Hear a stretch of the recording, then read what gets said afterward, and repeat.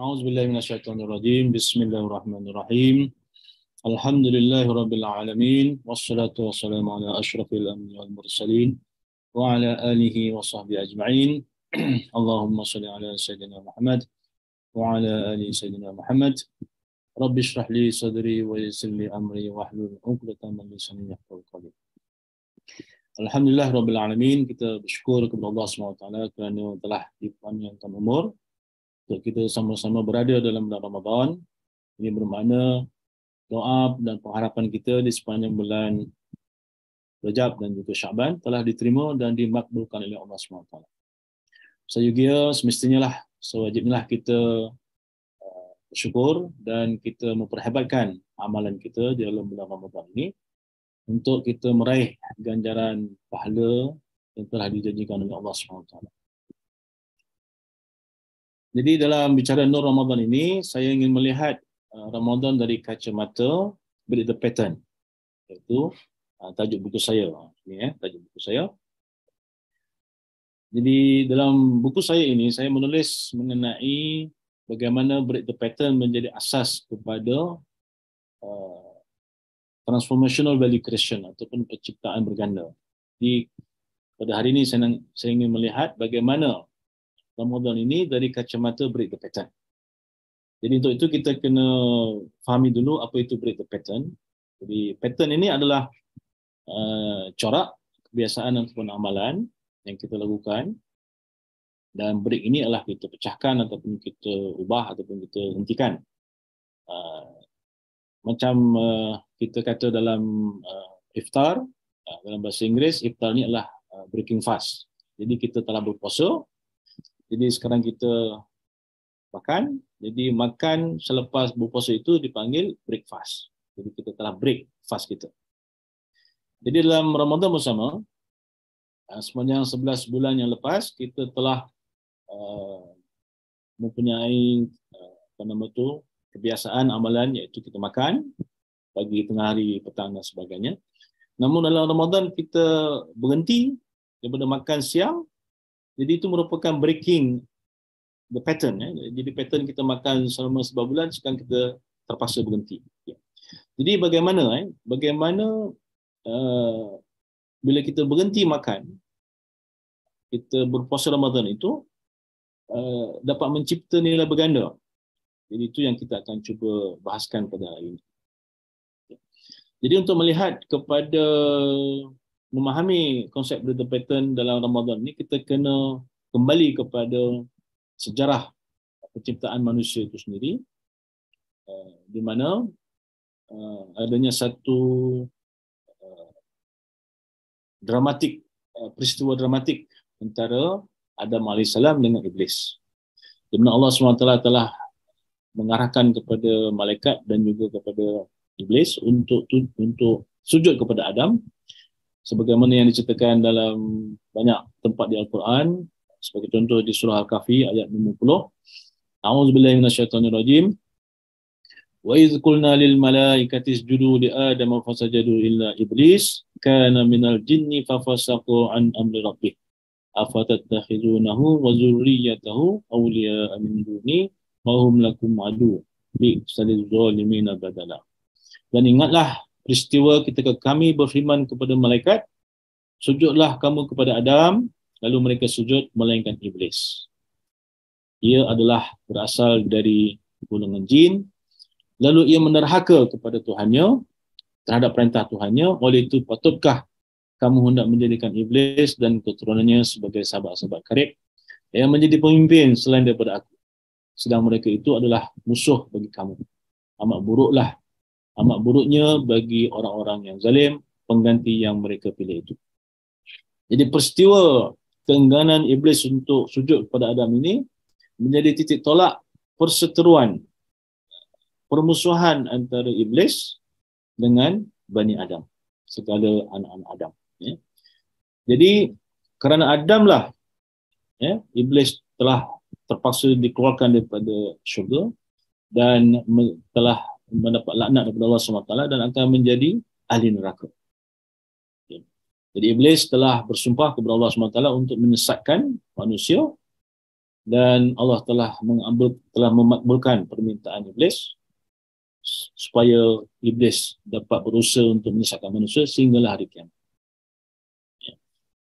Dan ternyata Allah SWT menyatakan dalam surah Al-Kahfi tadi juga, dalam ayat 50 tadi, bahawa manusia, iblis itulah musuh yang nyata. Dan ini ditekankan lagi sekali dalam surah Yasin yang kita baca setiap minggu.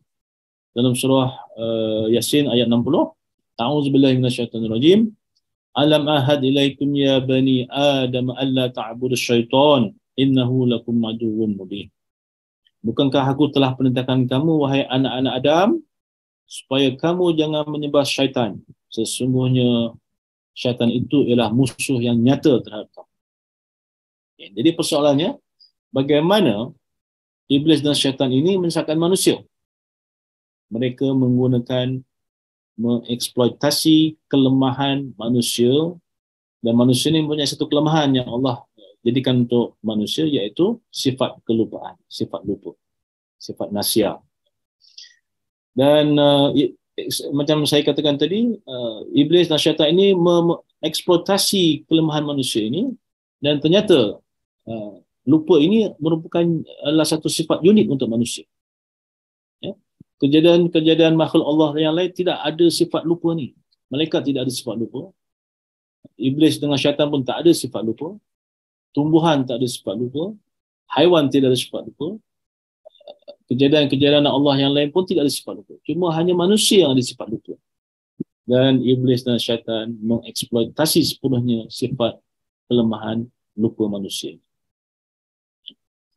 Dan ada satu surah, iaitu surah Al-Kahfi, Allah telah menyatakan perkataan lupa ini, nasia, sebanyak 6 kali.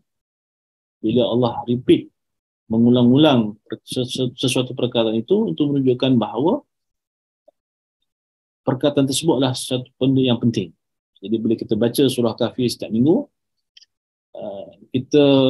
Allah memperingatkan kita tentang bahana tentang lupa ini, supaya kita ingat bahawa kita ini adalah ciptaan Allah yang punya sifat lupa.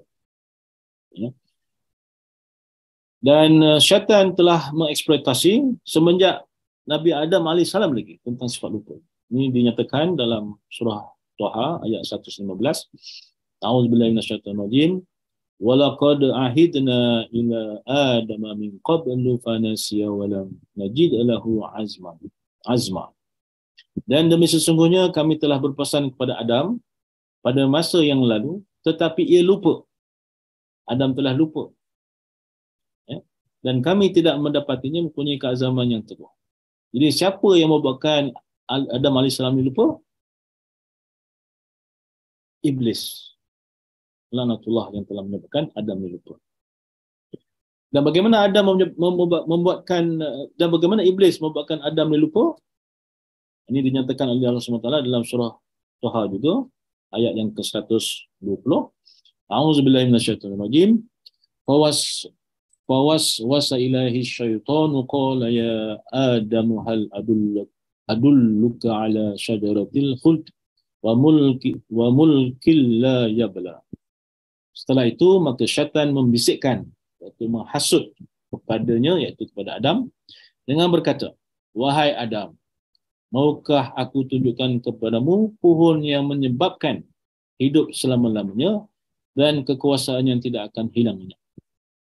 Jadi iblis telah menghasut Adam, dan dalam tafsir mengatakan bahawa iblis tidak berjaya untuk menghasut Adam AS secara direct, maka iblis telah menghasut Siti Hawa, iaitu isteri kepada Adam AS, dan iblis telah berjaya menghasut Siti Hawa, dan Siti Hawa pula menghasut Adam AS. Maka kedua-duanya pun lupa akan larangan Allah SWT dan makanlah buah yang terlarang itu.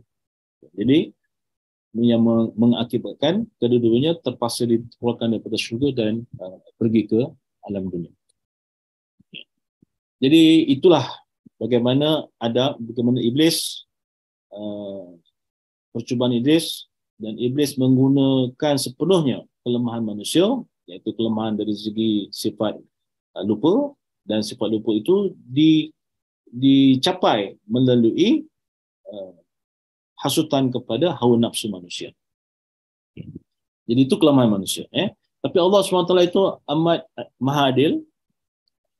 Jadi Allah SWT jadikan manusia dengan sifat lupa dan punya hawa nafsu. Tapi Allah SWT telah menyediakan 3 sistem yang lengkap untuk membantu manusia menghadapi masalah lupa ini dan menghadapi iblis. Jadi apakah 3 sistem itu?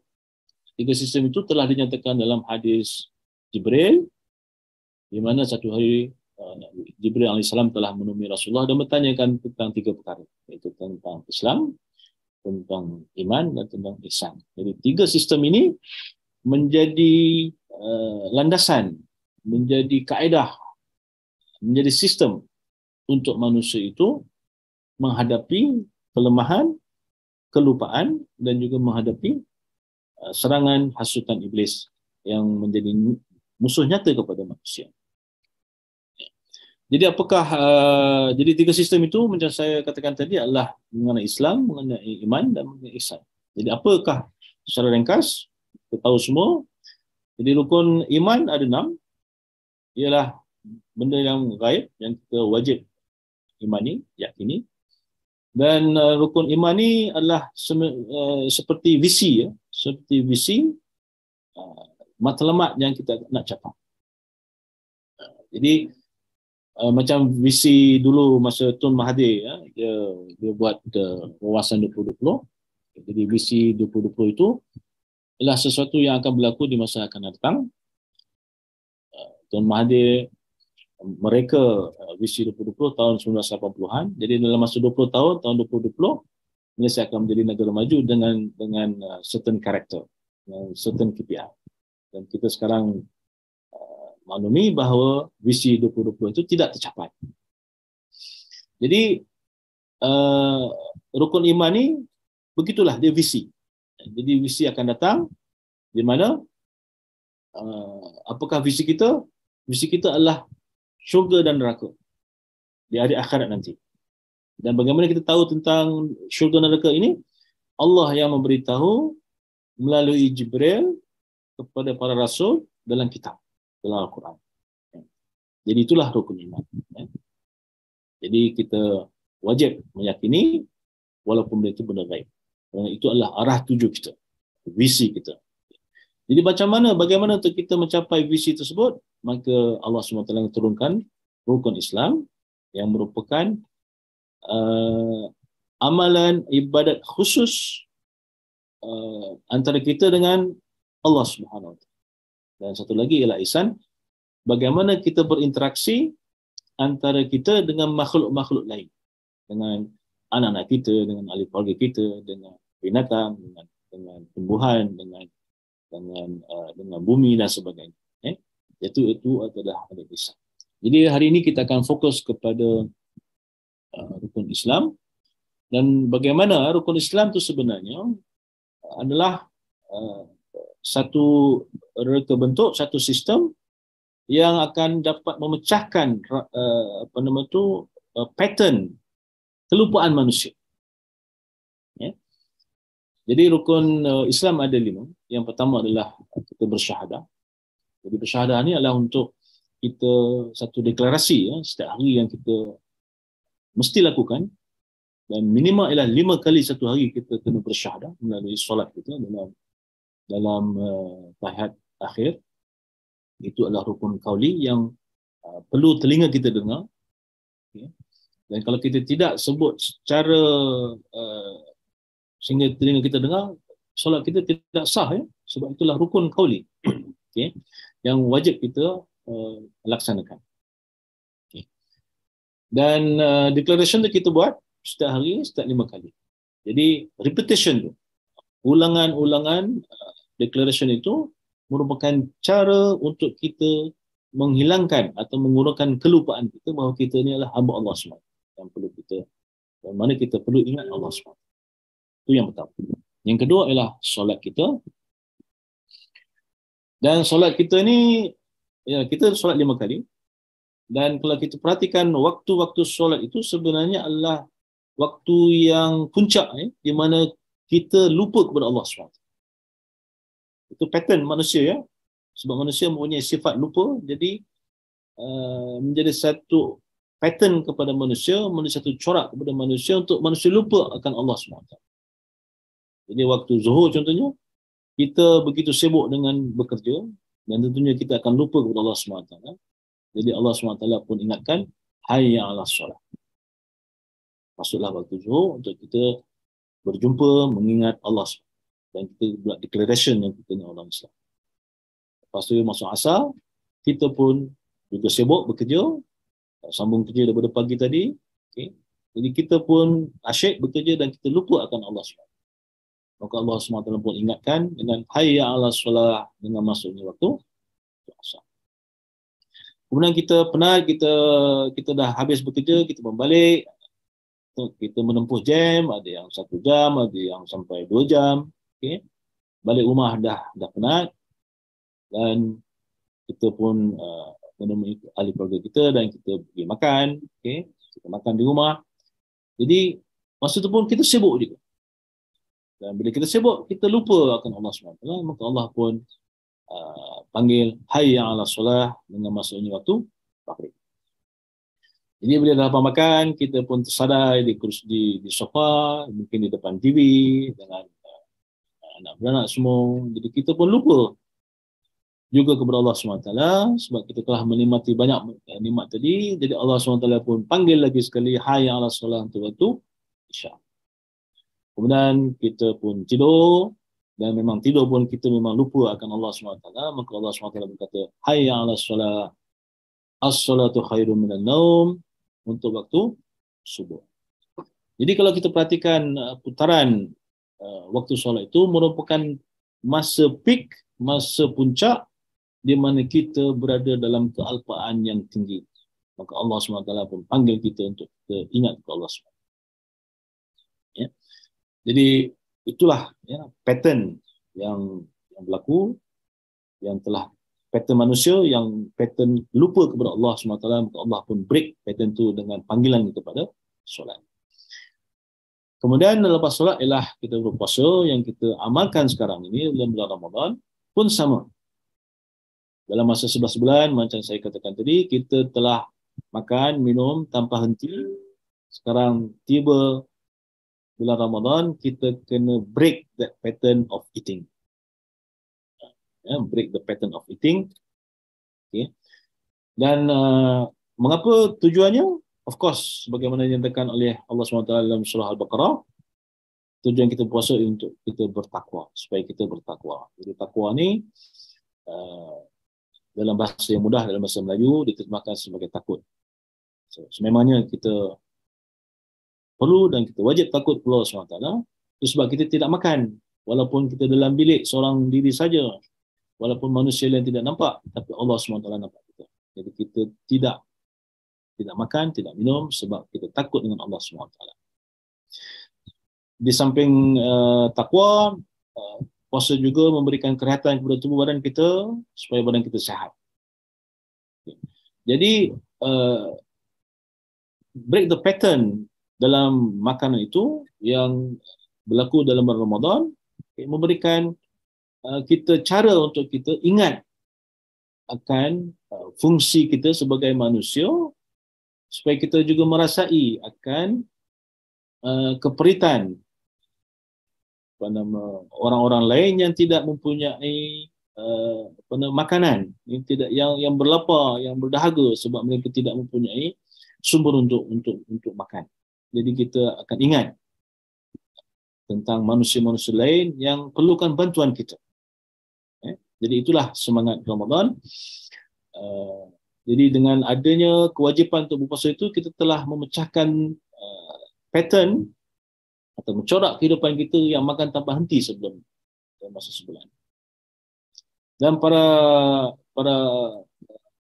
orang-orang soleh yang dahulu, salafus soleh, mereka menjadikan Ramadan sebagai titik permulaan kepada perancangan kehidupan mereka setiap tahun. Center of planning. Jadi mereka akan berusaha, bekerja sebaik mungkin dalam masa 11 bulan untuk mereka, supaya mereka dapat melapangkan diri mereka untuk mereka tidak bekerja dalam bulan Ramadan. Itu amalan mereka. Jadi mereka telah break the pattern kehidupan mereka. 11 bulan bekerja dan 1 bulan untuk mereka berehat dan beramal ibadat, 10-nya dalam bulan Ramadan.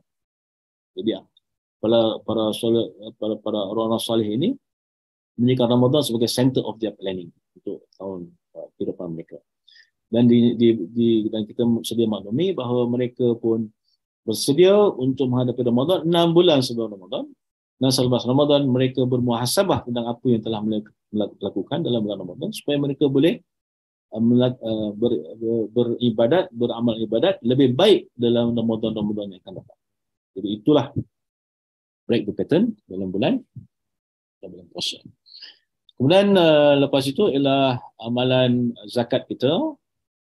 Jadi amalan zakat kita juga adalah suatu break the pattern, sebab dalam kehidupan kita, kita amat menyukai harta, dan Allah SWT memberitahu kita bahawa bukan semua harta tersebut adalah milik kamu, tapi ada milik orang lain melalui zakat, iaitu 2.5%, 2.5%. Itu minimum. Jadi itulah juga break the pattern. Dan apa tujuannya untuk kita berzakat? Untuk menyucikan diri kita dari nafsu, kikir, bakhil, sayang harta. Jadi untuk kita menyucikan diri kita, menyucikan hawa nafsu kita dari sesuatu itu, kita kena memberi. Di samping untuk kita menyucikan harta kita itu sendiri. Okay. Kemudian akhirnya adalah haji. Jadi haji ini juga adalah break the pattern. Sebab kita telah begitu selesa hidup dalam negara kita, dalam komuniti kita, dengan ahli keluarga kita. Jadi Allah SWT kata, paling kurang sekali orang mukmin, orang Islam wajib untuk pergi ke tanah haram untuk melaksanakan haji. Jadi di situ kita akan bertemu dengan pelbagai umat Islam yang lain daripada pelosok negara, daripada pelbagai pelosok negara, untuk kita sama-sama mengenali antara satu sama lain. Jadi kalau kita lihat ya, 3 sistem ini Allah SWT telah cipta untuk kita mengatasi masalah kelupaan yang Allah ciptakan untuk manusia itu. Ya. Dan dengan mengamalkan ketiga-tiga sistem ini, jadi kita akan terhindar daripada hasutan dan daripada hasutan musuh kita, iaitu iblis dan syaitan. Dan iblis dan syaitan ni, di samping dia memang dia musuh kita, tapi musuh yang tidak kita nampak, yang kita tidak boleh lihat. Kalau musuh tu boleh dilihat, kita senang untuk kita mengawal diri kita kan. Contohnya kalau rumah kita ada ular ke, dari binatang yang kita tidak suka, kita boleh tutup pintu. Tapi dengan iblis, dengan syaitan ni kita tidak nampak. Itu jadi masalah cabaran yang besar. Jadi Allah telah memberikan kita cara kaedah untuk kita memberikan kita keupayaan untuk menghadapi hasutan iblis yang kita tidak nampak. Saya rasa itu saja untuk kali ini. Jadi insyaAllah akan memberikan manfaat kepada para pendengar semua. Dan yang baik itu datangnya dari Allah SWT, dan yang tidak baik itu datangnya dari diri saya sendiri. Sekian. Assalamualaikum warahmatullahi wabarakatuh.